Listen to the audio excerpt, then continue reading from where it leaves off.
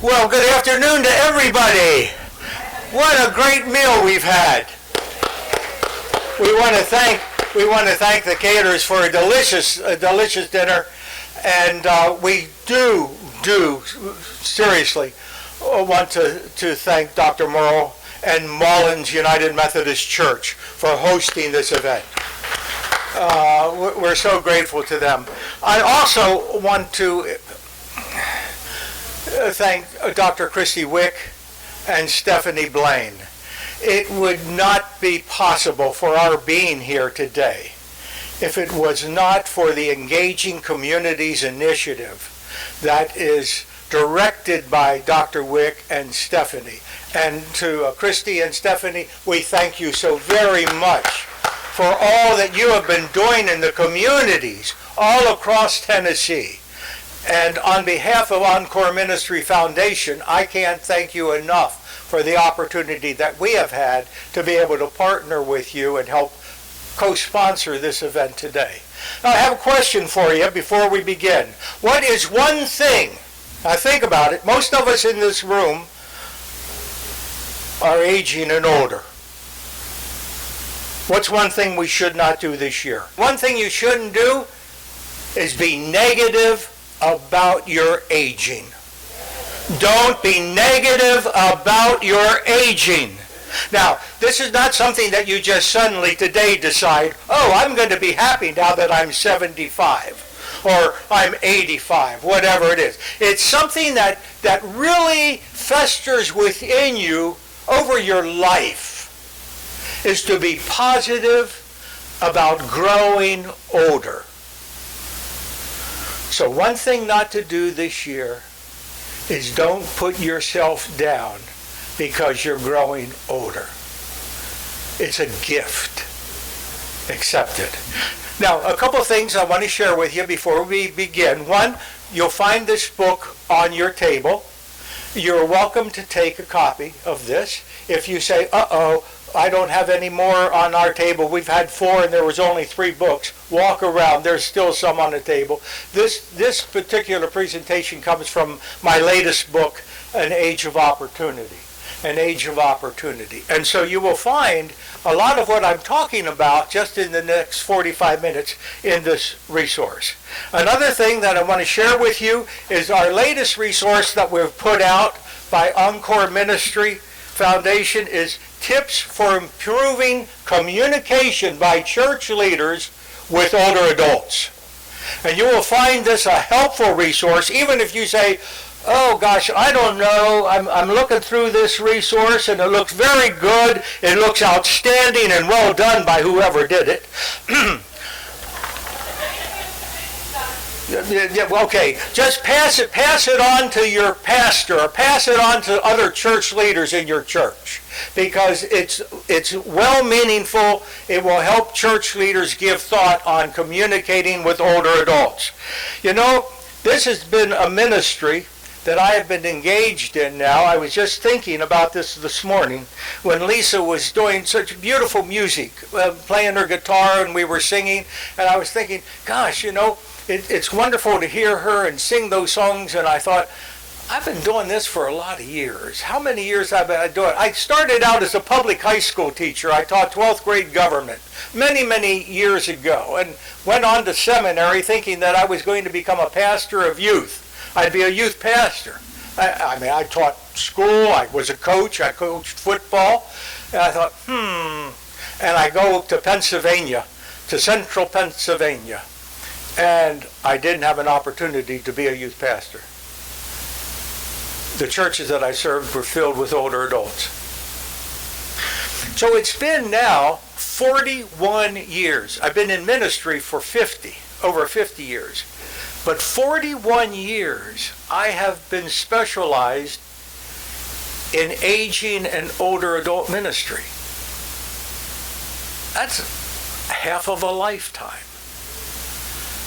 When I first went into the ministry with older adults specifically, I was a pastor at a church in State College, Pennsylvania, where Penn State University is located.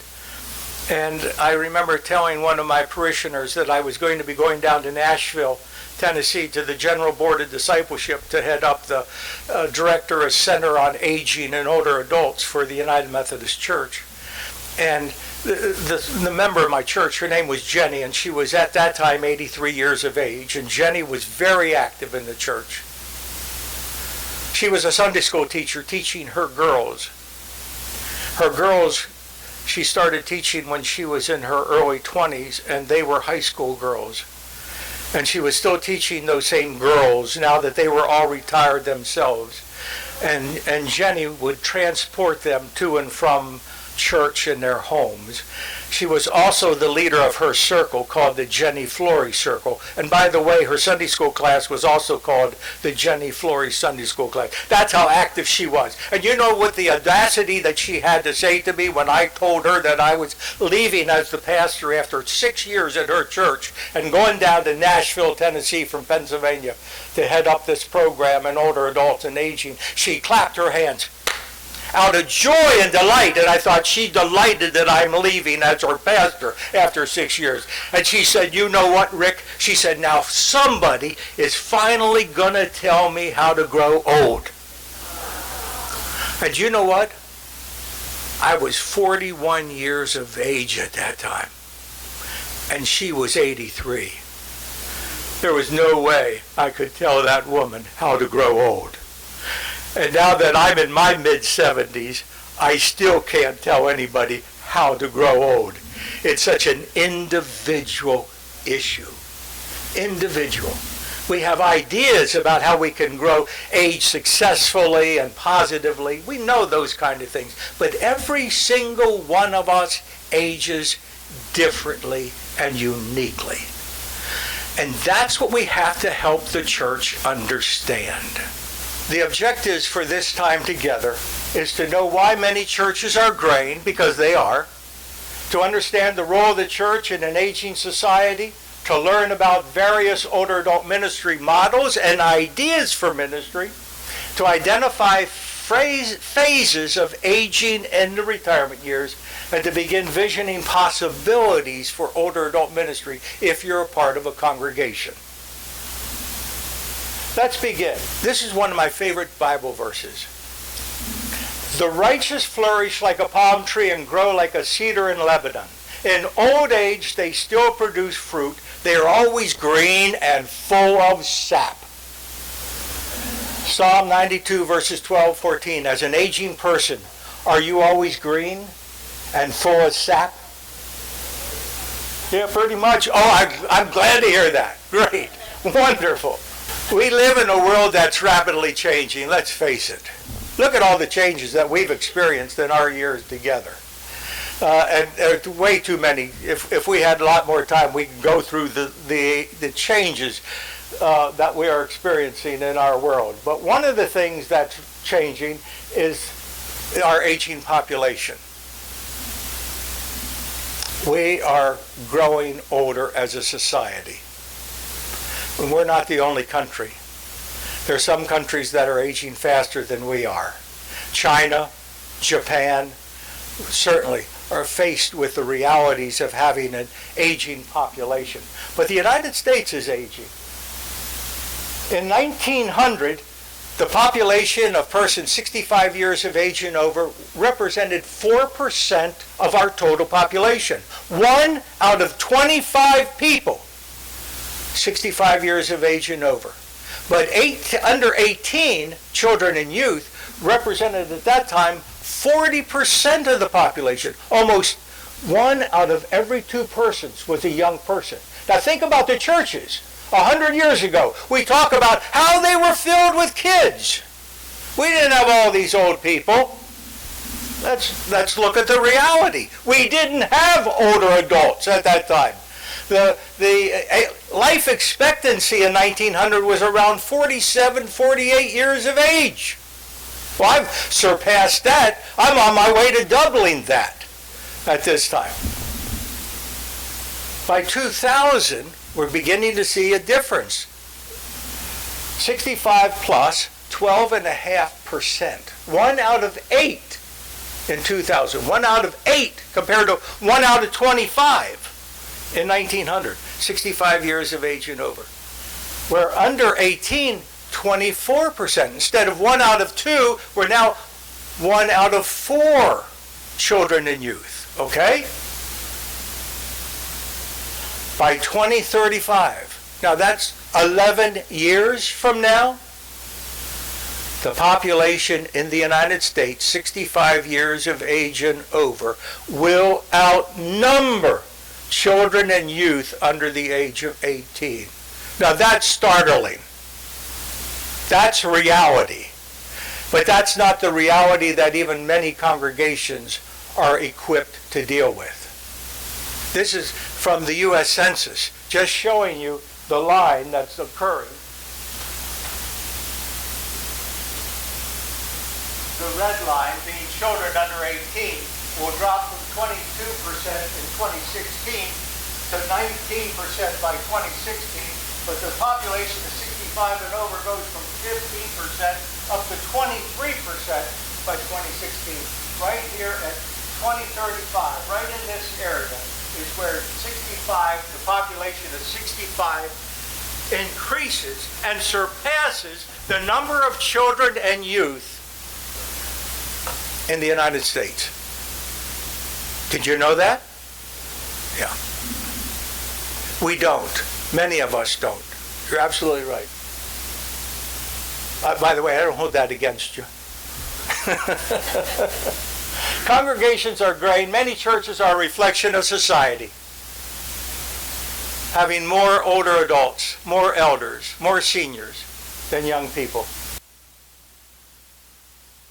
Advances in biology, neuroscience, healthcare, technology, lifestyle are all helping more adults to live a longer life. There's so many facets. It's just not one thing. It's many. Okay. Stuff. There we go. For several reasons, many young people are choosing not to be a part of the church. That's not what this workshop is about. That would be an entirely different workshop, but nevertheless, that's reality. The nuns, not N-U-N-S, N-O-N-E-S, nuns are growing, the non-religious of young people in particular, but so are older adults, by the way. It's not just young people. While reaching young people is important, obviously, for churches, many churches may miss the opportunity to be intentional in ministry with the very people that they have sitting in the pews, older adults. Because they worry. How can we get more families into the church?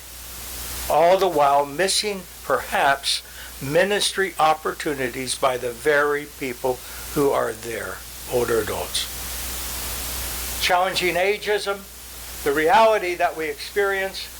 Our culture struggles with ageism, which is the prejudice and bigotry related to aging and older persons.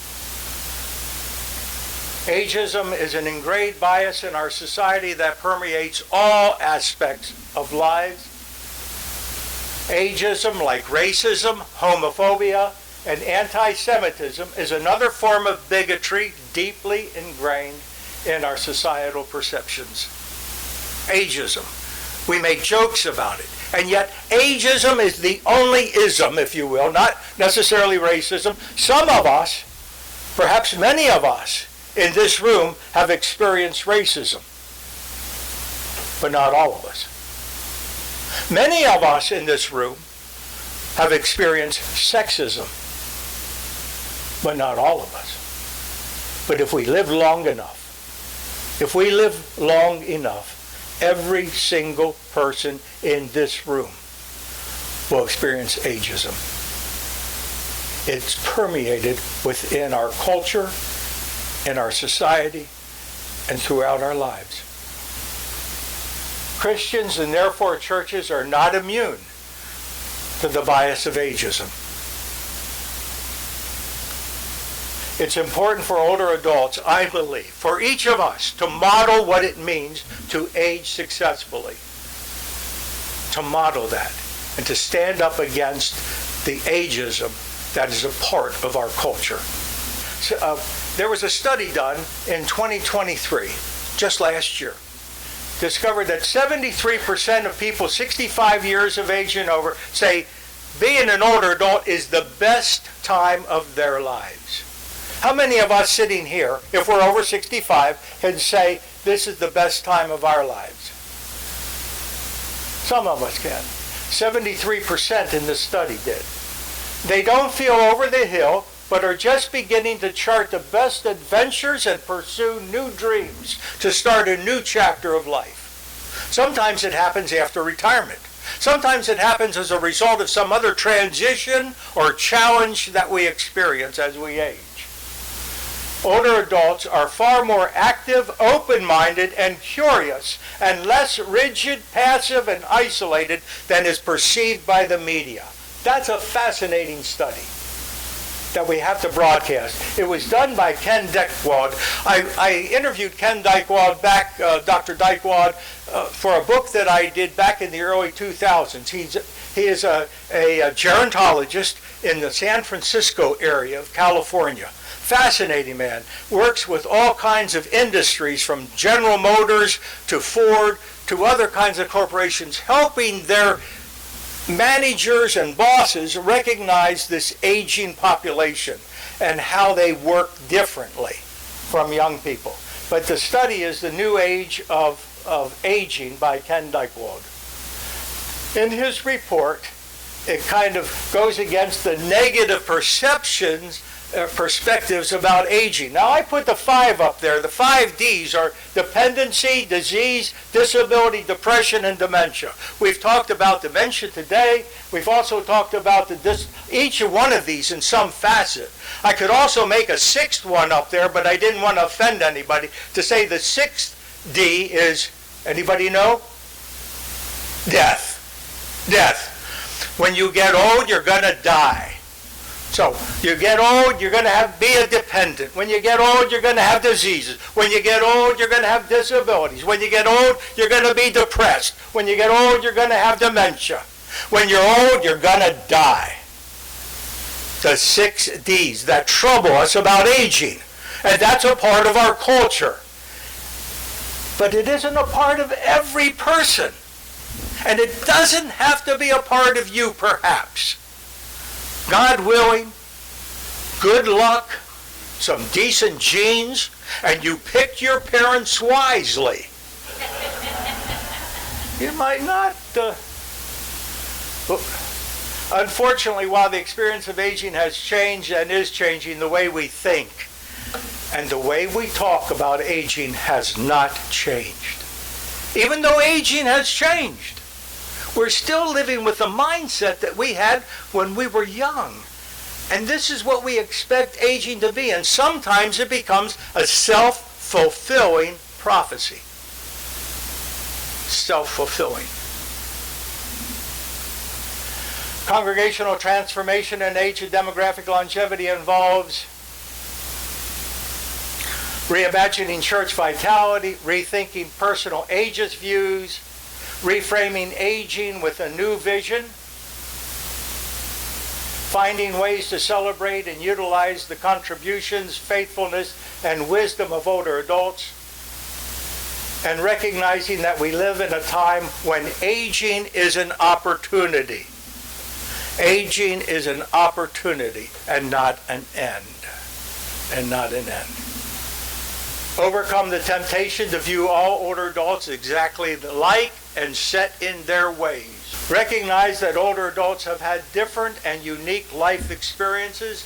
No 2 older adults are alike. If you've seen one older adult, you've seen one older adult.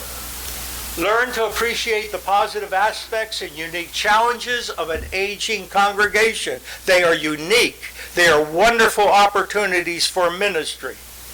Recognize that aging is not a problem to be solved, but a gift to be embraced. I want to say that again because you didn't hear me. Recognize that aging is not a problem to be solved. It is a gift from God to be embraced. And an aging congregation is a blessing, can really be a blessing. Unfortunately, I heard not too many years ago, even one of our own bishops in the United Methodist Church say to a panel of leaders, God wants the United Methodist to be a young church. And I confess, I was deeply offended. Because people are living longer, that means even the median age in our society is growing older. And how did that bishop know that God only wanted the young people in the United Methodist Church? So even our leaders can make mistakes. How do we start an older adult ministry if we don't have one in our church? Well, it's very simple. I'm going to tell you. One, establish a team of people, a team of older adults who want to get something done in our church. They want to make a difference. They want to be engaged. They want to be active. Conduct a survey of older adults in your church and a service analysis of the resources in your community. What are the needs and the abilities of the older adults in your congregation? What are the resources out there in your community that can help meet those needs? Review the results of your survey and identify a need your church can take on. Plan a high visibility event targeted at older adults in and out of your church. And then survey the people who attended and begin planning for future ministry.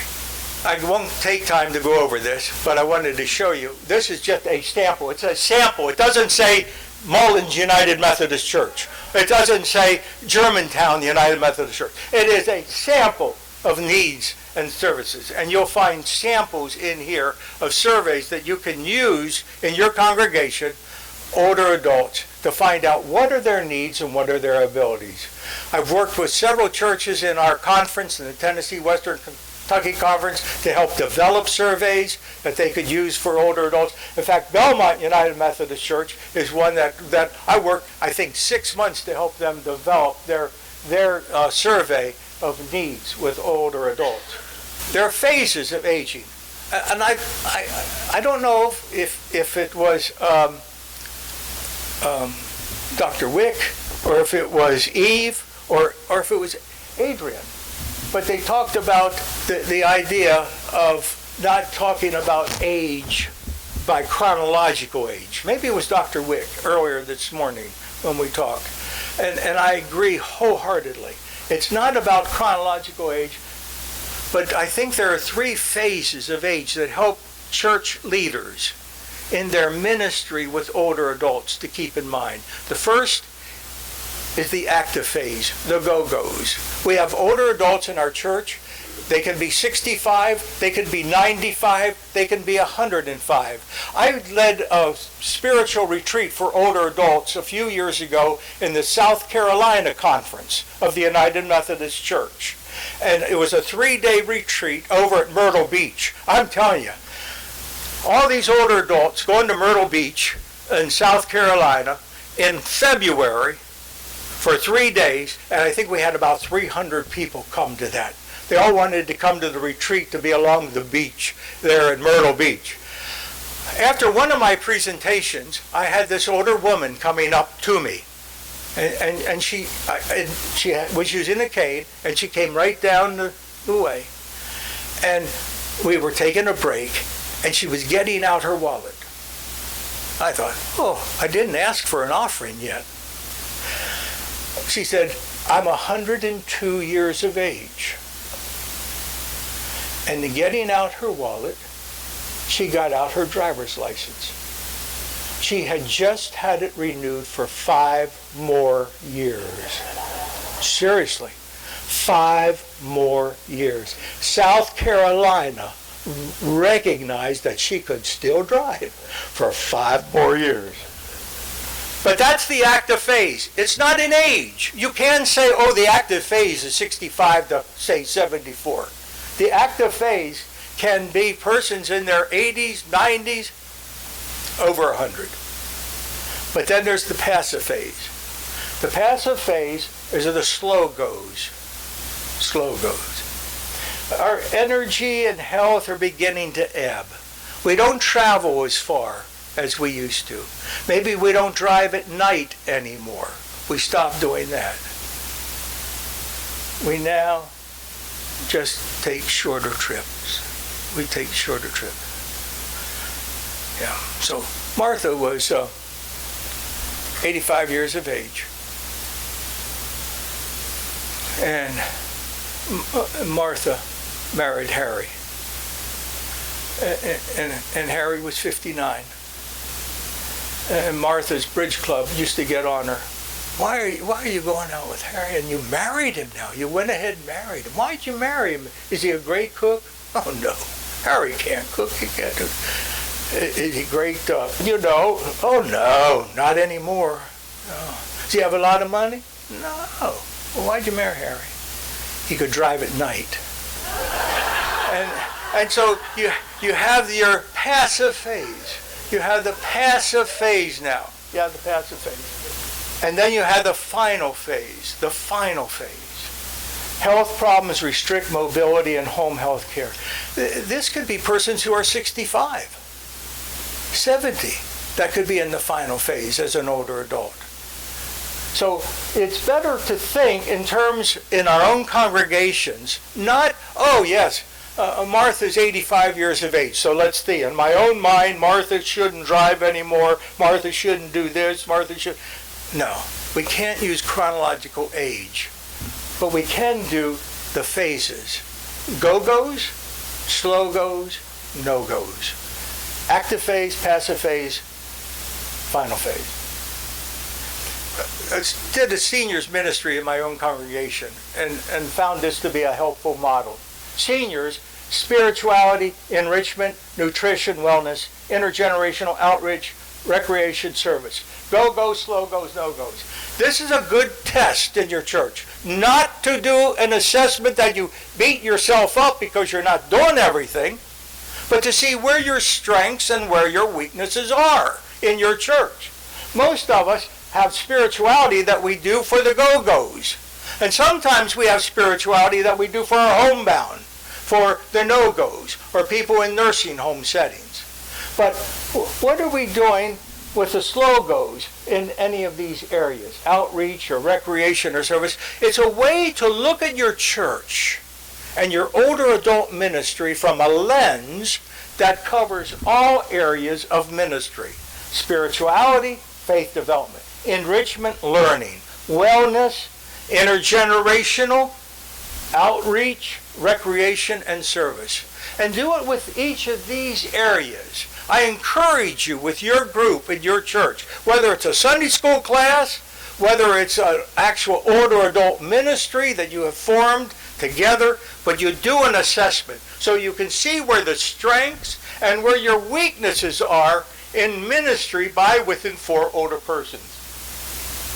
Other common ministry models in local churches that I've experienced out across the United Methodist Church anyway, the adult ministry model, which is like a respite care for people who are experiencing memory loss. They come to the church as a safe place for the day, while the primary caregiver might be able to continue to work or go shopping or do something else. The congregational care model, like having a parish nurse, respite care in the home, visitation of homebound, others. Relational model, the social gatherings, the fellowship. Well, a lot of churches do this. We have lunch once a month. Older adults come together. We have a program. We have a speaker. Maybe we do a Bible study. The service and missions model, where older adults may have where they have a food pantry, and they are able to continue to be in service to the needs of others in the community. They may have Sunday school classes under the study model. And the final model for this is the support group model. For example, Wings of Hope is a widow's ministry model that's a part of the Tennessee Western Kentucky Conference.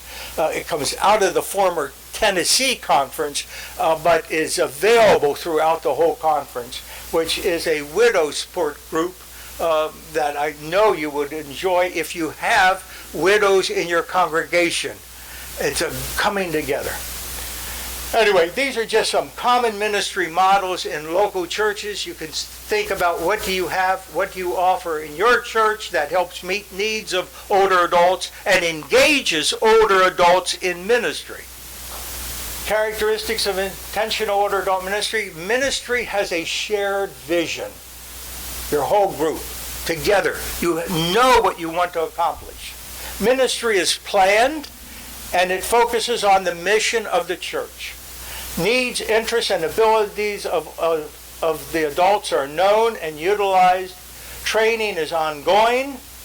Laity serve as champions of the ministry. They don't wait for the pastor to say, go to it. They are engaged, they champion it, and they help guide the ministry.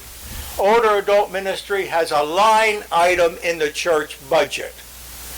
Older adults aren't expected just to pay for everything. It is a community ministry. And older adults, just like you may have a children's ministry, a youth ministry that have a line item in the church budget, so does your aging and older adult ministry. Community resources are known and utilized. Leaders are trained in areas such as elder abuse awareness. Church facilities are accessible. Ministry reaches out to the community. Evaluation is regular and ongoing. The reason why I'm doing this particular presentation is because at our last event that we had at the First Church Franklin in Franklin, Tennessee, the evaluation said there were many people that had come to that event and that were not a part of a church that had an organized older adult ministry. And out of the evaluation, it was suggested that one of our presentations talk about older adult ministry, how we get it started, how we keep it going, what are some of the things that we need to know. That's why we're doing this particular one. If older adult ministry is not intentional, it's likely not to happen.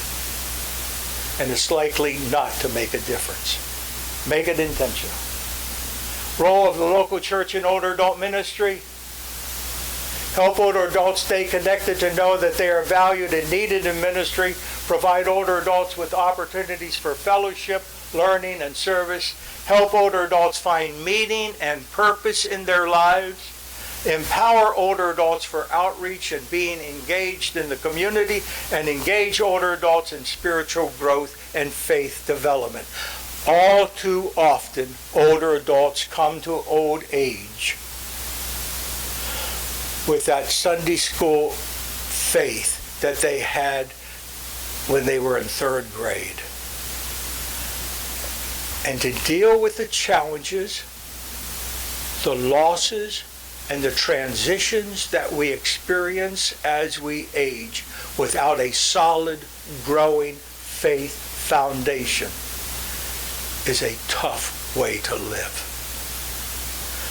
Our third grade, and I'm not putting down third graders, but our third grade faith development will not carry us into old age. We've got to continue to grow in faith and to deepen it. And it may look entirely different than when we were a child. And I hope it does. Role of the local church, help older adults practice generativity, giving back to succeeding generations, develop visitation teams for all homebound and long-term care residents, offer worship services that provide spiritual well-being for all older adults, including dementia, just as Adrienne had talked to us just in the presentation before lunch, how important that is for folks with dementia.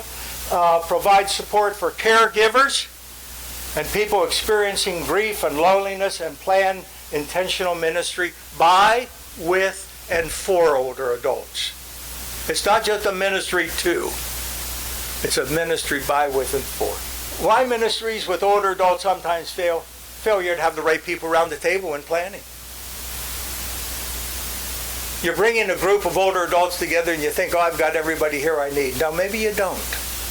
Maybe it's the same people. Maybe it's all widows.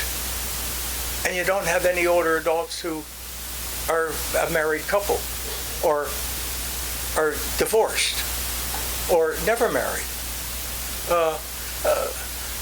Maybe you don't have anybody who has any disabled issues related to their aging, or that they live in an assisted living, or they don't own their own home anymore. Think about a good, diverse representation when you come together, so that you can think broadly and creatively, not all like mine.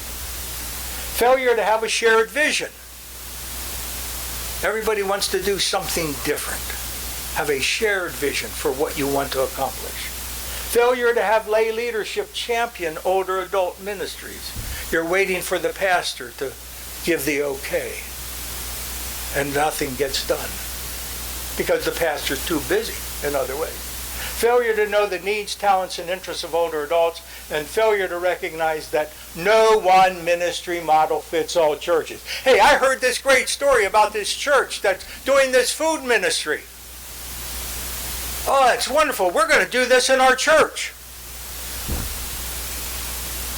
But it's not possible for us to do that kind of ministry in our church because our leadership is different, our needs in our community are different, and that kind of ministry doesn't fit who we are. Recognize the fact that not everything you hear or see will work in your setting. You have to make it fit your needs. It would be wonderful if we didn't have to do that. Now, ENCORE Ministry has grants. I don't know if you knew that. If you're a part of the United Methodist Church, you have received a sheet on your table that goes over ENCORE Ministry Foundation grants. 7 different grants are given out to United Methodist churches in the Tennessee Western Kentucky Conference through the gift and the graces of ENCORE Ministry Foundation. And they're explained here, but just the titles. New older adult ministry program. You have no organized older adult ministry program and you want to start one, you can get $1,000 right off the bat. No strings attached to start an older adult ministry in your church. You want to do a growing older adult ministry program? Maybe you want to start a worship service for people with dementia? You can get a grant to help you get that started. Or the Fred and June Blankenship Fund for individual assistance. There's somebody in your congregation that has a deep need, and the church can't help that person, and the person can't help that person. Maybe we can. The Bill and Lynn McAlilly Fund for church accessibility. You need ADA compliant restrooms. You don't have that? Maybe we can help with a grant for your church to have that. Older Adult Community Service, Ken and Alan McNish Fund for Older Adult Food Security, Grant and Disaster Relief. And they're explained in this sheet. I don't have the time to go over all of that, but it gives you an idea of what kind of grants ENCORE Ministry Foundation give. Use this. This is a guide to help your team. Your vision or God's vision for older adult ministry at your church, what do you see as you do the survey, as you think about your needs in your community that older adults can be engaged in? And then what are the steps you need to take to get it accomplished? One might be organizing a team to do it. Another one might be getting the church to approve your ministry. Another one might be contacting ENCORE Ministry Foundation for a grant to help you get it going. What are the steps you need to take to realize your vision for ministry as you age, as you grow older, as it's a blessing to you, to your church, and to your community? It's a gift. Selected resources, very quickly. One book that I did was called Aging in Ministry in the 21st Century. It's an inquiry approach. You may find that book helpful. I'm giving you an Age of Opportunity book, the latest book. You have that. Another really good book by Richard Olson is Celebrating the Graying Church. Another one just on aging itself, Elderhood by Louise Aronson. Excellent book. Excellent book on elderhood. And the kind of, what do we call these people? Me? I'm very happy to call myself an older adult. And I'm proud to be one. I truly am. I truly am. Maybe I'll live another 7.5 years. I don't know, as a result of that. But nevertheless, elderhood is really a good title. We struggle with it in the United Methodist Church because we think elders are ordained. You're ordained as an elder. Now, we're all elders when we're growing older. New Dimensions in Spirituality, Religion, and Aging by Vern Bankston and Merle Silverstein. Excellent book. What does the Bible say about old age? I really commend that to you. Ronald Witherup is a really very good book. What does the Bible say about aging? In an affirming way, and it's very affirming. Next.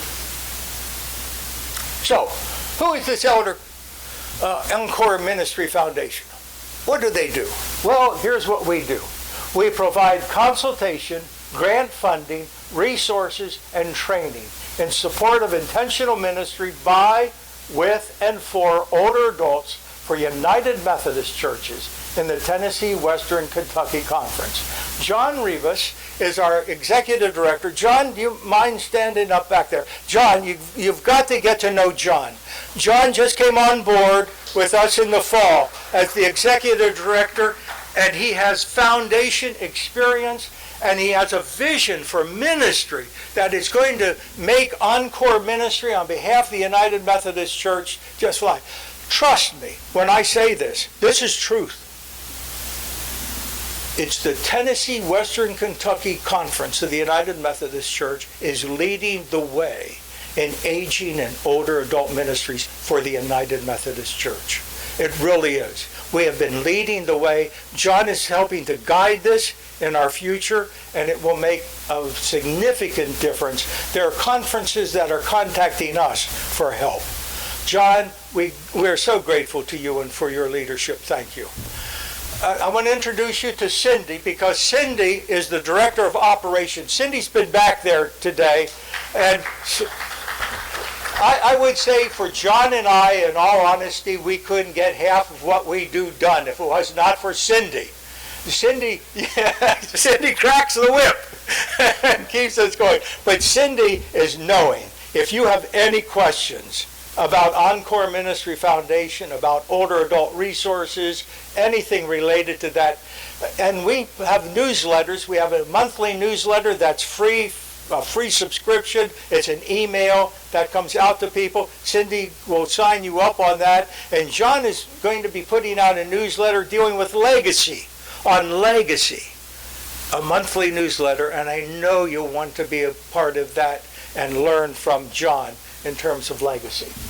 And that's their contact information, and that's me. I'm just the director of older adults, and that's because I'm getting old. And they said, Rick, I think you could do that well. You be our older adult ministry. So we do that. God bless you. God bless your ministry. And thank you for what you do in your church as an aging and older adult person.